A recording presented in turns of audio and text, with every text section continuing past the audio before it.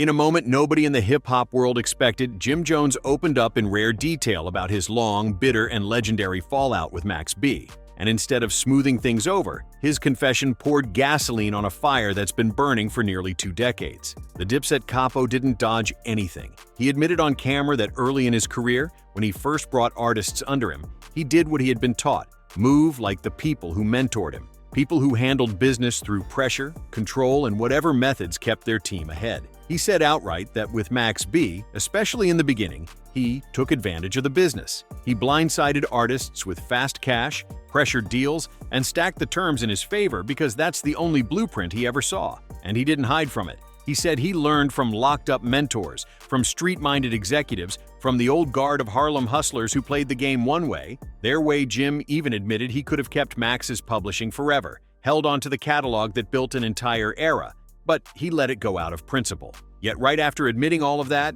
he made it clear that it still wasn't enough to warrant an apology. So getting back to French and Max, will you work with Max B when he gets out of jail? Fuck Max B. Okay. Max suck dick. Fuck out of here. All right. And just like that, the conversation shifted from confession to confrontation. Here's the thing. Jim's refusal to apologize didn't come from denial. It came from resentment. He believes Max B turned a private business disagreement into a public circus that spiraled far beyond the music. According to Jim, the feud wasn't just paperwork. It was betrayal. He bailed Max out, invested in him, positioned him to shine, and in return, watched Max torch him on every DVD, every freestyle, every interview. Max didn't throw subtle shots. He built an entire personality out of calling out Jim.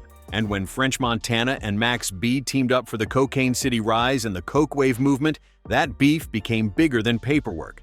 It became branding. Jim feels Max weaponized the conflict and built momentum off humiliating him publicly.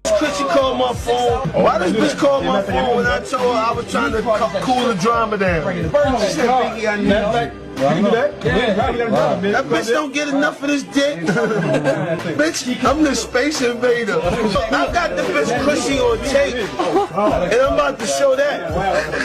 Got the bitch on my camera phone. Got the bitch on my camera phone. I got the bitch cushy on my camera phone. That's Jim Jones' fiance. So for Jim, admitting he made mistakes is one thing, apologizing is something entirely different. In his eyes, an apology suggests the other side was innocent, and Jim Jones will never call Max B innocent in this story. Not then, not now, not even after Max walked out of prison 16 years later. That line in the sand, to Jim, is permanent. To understand why this beef still lives, you have to go back to the era when DVDs, street interviews, and mixtapes ruled New York. This wasn't social media drama. It was real, physical, unpredictable conflict. French Montana remembered it like it happened yesterday. Max yelling outside buildings hunting for Jim, Jim's people throwing ice on French at clubs, cameras rolling, footage dropping, and every single moment becoming neighborhood legend. There were nights where Jim and Jules would spot French and Max and immediately exchange threats. There were days when Jim would hear Max was in Harlem and drive down just to confront him. There were summers where Max kept calling Jim out the window on camera, and the footage went viral before viral even meant anything. It was on site everywhere. The Bronx, Harlem, Manhattan, the Rucker, random events, studio hallways, even backstage areas during festivals. No one was playing. This was real tension backed by real crews and real consequences. French Montana even recalled a moment when the feds were literally across the street while Meech was talking. I remember the feds was across the street, and he was like, "You see them?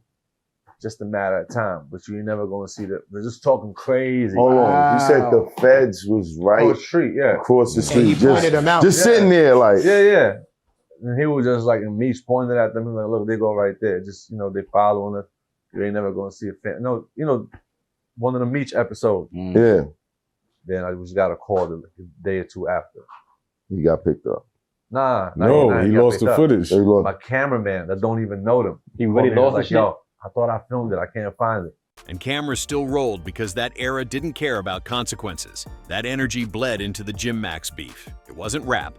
It wasn't business. It was street loyalty mixed with ego, pride, betrayal, money, and the hunger to dominate the city at a time when New York wasn't even showing love to its own artists. So when Max B went to prison and the Coke Wave legend grew, fans assumed time would soften everything.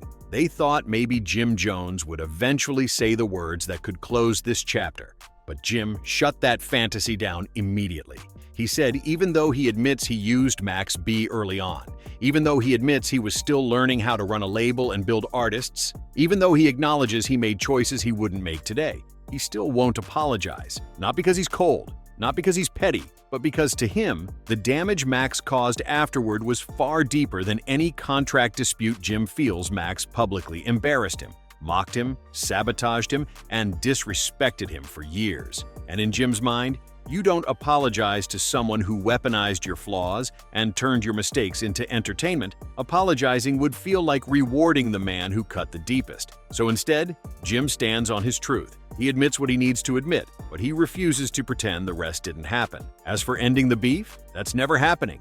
Jim sees the feud as part of a specific era of his life, one he survived, one that shaped him, and one that taught him how to run business cleanly. He doesn't hate Max, he doesn't wish him harm, but he also isn't pretending they can ever be cool. To Jim, a beef that ran this long, that caused this much chaos, that involved crews, money, betrayal, embarrassment, violence, and ego, doesn't just end with a handshake. Max B's release didn't change that. Time didn't change that. Growth didn't change that. Some chapters never close because they were never meant to. And Jim Jones made one thing very clear. He's not giving the world a picture-perfect ending. He's not squashing anything for nostalgia. He's not apologizing for the cameras. He lived the chaos, survived the fallout, and he feels no obligation to rewrite history.